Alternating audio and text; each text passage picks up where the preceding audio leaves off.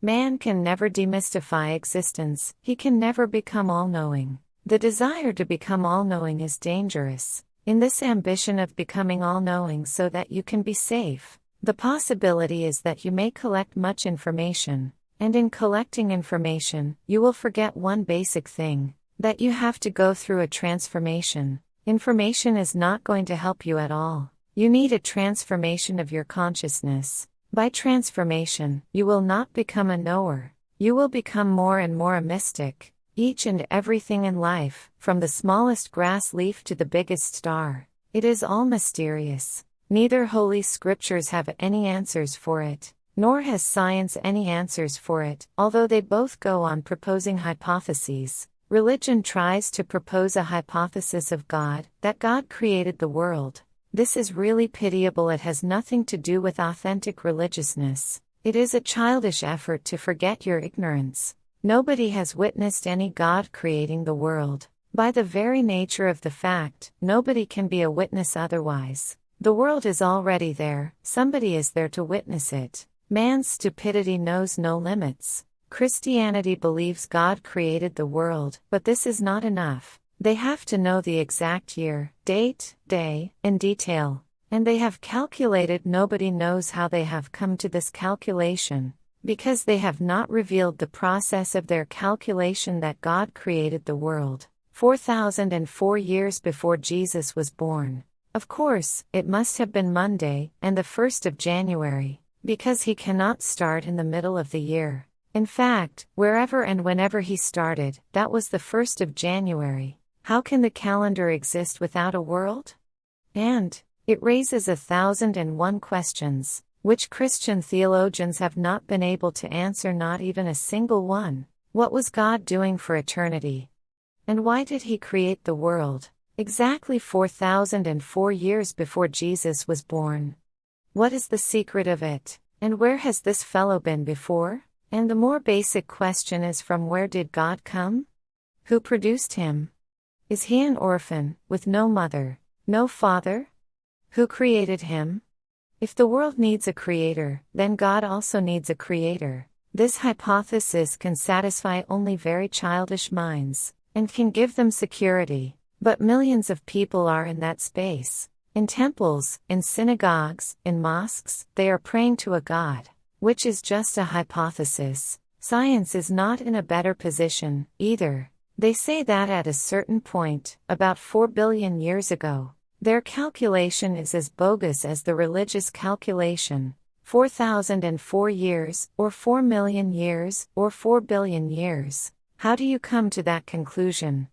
It is simply whimsical. They say the world came into existence out of an explosion. Explosion of what? They have removed God now instead of God. It is an explosion of energy. But that means the energy was there. And if the energy was there, existence was there. Gautam Buddha seems to be more logical. Mahavira seems to be more logical. They don't believe in the creation at all. They have simply denied that the world has ever been created. It has always been there. And it will always be there, changing its forms. You cannot conceive a point when the world was not, and then suddenly it was there. It is not logic, it is magic. A moment before there was nothing, and a moment after, there was everything. God seems to be a street magician. But the street magician knows only tricks. Out of an empty cap, he brings birds, but they are hidden in the empty cap. He creates the illusion that the cap is empty, but it is not empty. Gautam Buddha is right when he says, the very idea of the creation of the world is foolish. It will lead to more stupid answers and questions. But why do people want to know such things? There must be a psychological need, and a universal psychological need. This is the need: safety. Knowing that God created the world, you feel at ease. Strange, I have never felt any unease about whether God created the world or not. Who cares?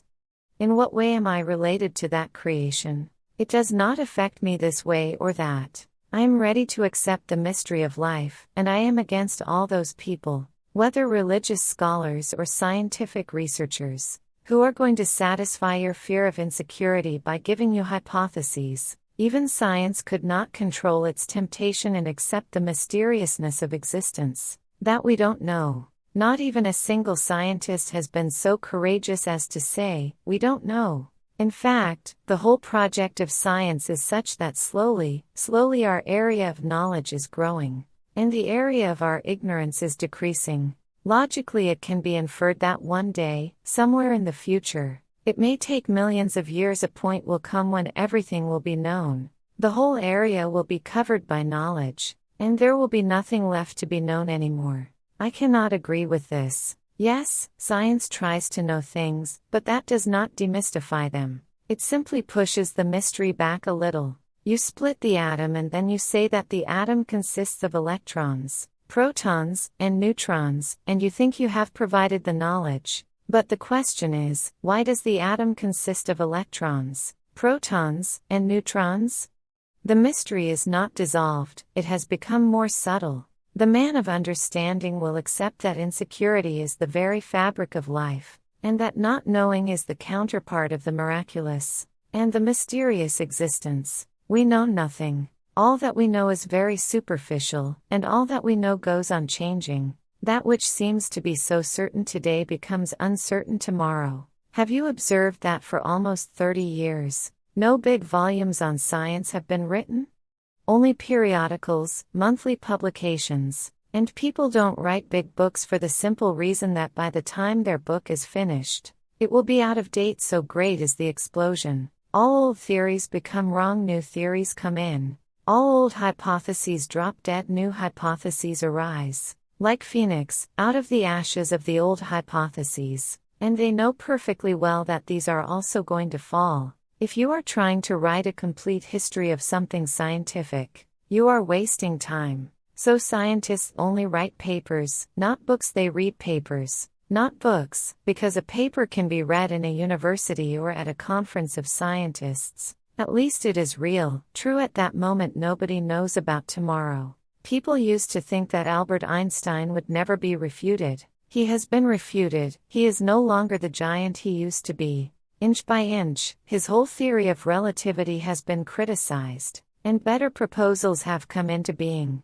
But now one thing is certain, because 300 years' experience of science shows that no theory is going to become authentic knowledge. It is only a temporary hypothesis. Somebody with better intelligence, with more logical acumen, with better scientific equipment, is going to demolish it. Charles Darwin is no longer accepted. The idea that man has come from the monkeys or apes is very appealing. Looking at man, it needs no proof. But millions of years, monkeys have remained monkeys, man has remained man. Neither do we see people falling back toward monkeys, going up the trees, and growing tails, and jumping, nor do we see another modern monkey getting down from the tree, standing on 2 feet, and declaring, "Now I am a human being." There has not been a single scientific theory which has remained true.